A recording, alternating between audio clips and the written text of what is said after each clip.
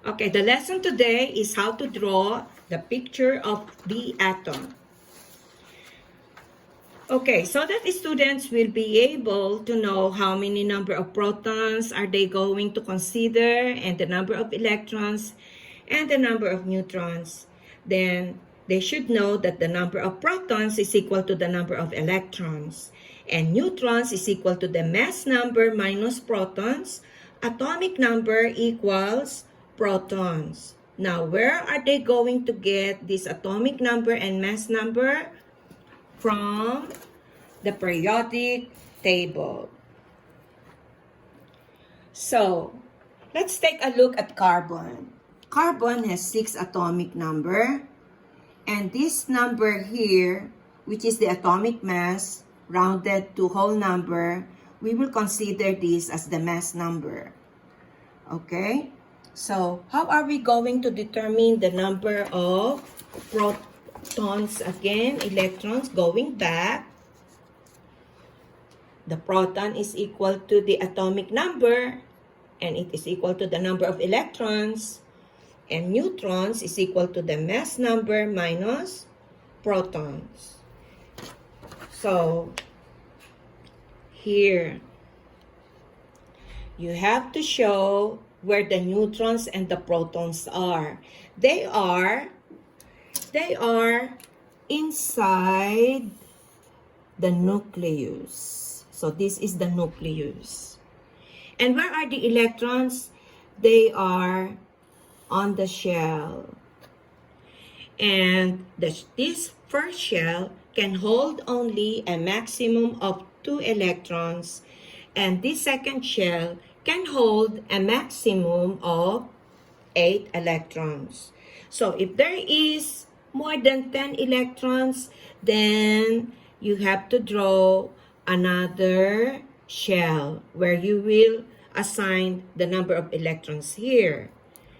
So I suggest that if you will choose a model of an atom, I suggest you choose these elements belonging to the second period or on the third period of the periodic table. Do not attempt to choose an element on the fourth period because that will be a different lesson, okay?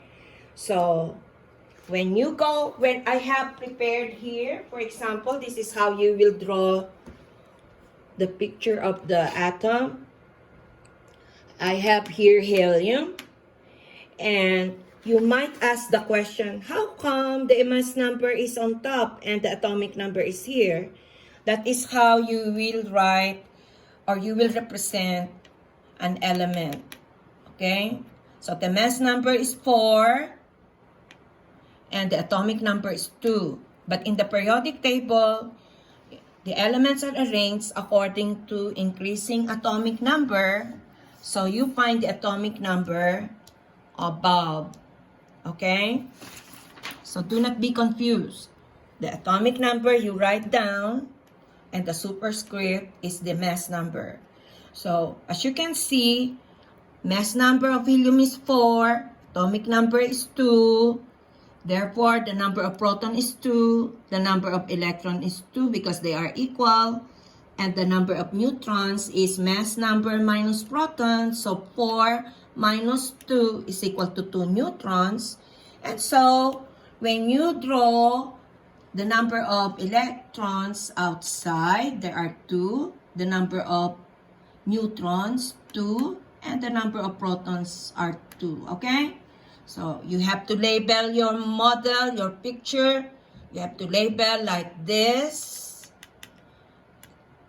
with colors.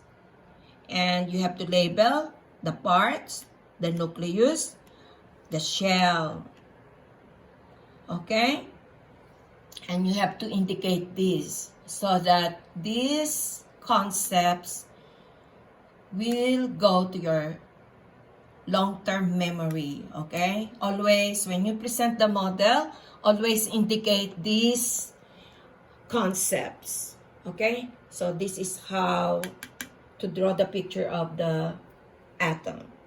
So, this one, on your lesson, isn't it, you will drag the number of, this is protons. Okay, you will drag here.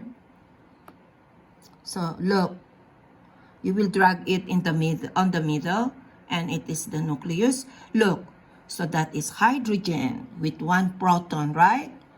If you will drag another, what happened to the element? It becomes helium, okay? So you just play this around and the element will be indicated.